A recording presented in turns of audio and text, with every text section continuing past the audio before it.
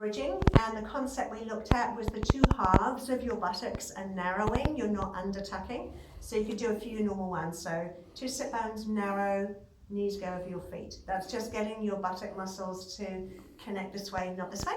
Then when you did a single leg bridge, you've got 2 different scenarios going on.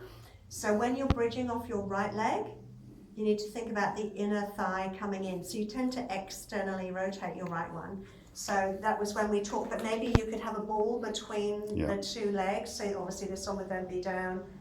I'm narrowing that buttock, pushing my knee over my foot, so that's the inner thigh.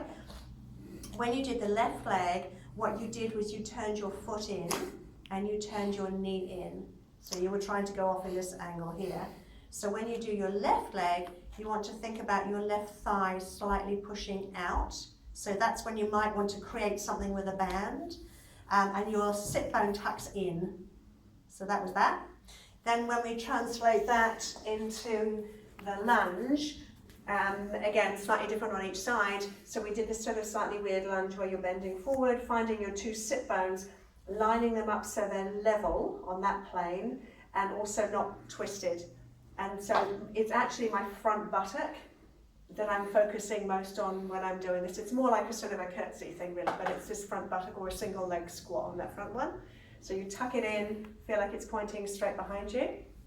Then we did the wall plank, and we thought about the connection between the buttocks and the lats. So I'm first of all thinking of the 2 halves of my buttocks narrowing. That stabilizes my hips so they don't collapse this way. Then I'm pressing through my arms. That's this beautiful wide feeling through the shoulder blades.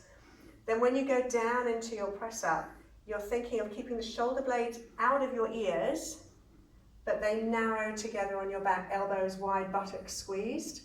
To push away, it's not your hands or elbows. I'm thinking of broadening my shoulder blades. So it's my serratus anterior that's widening, but my lats keeping my shoulder blades down out of my ears.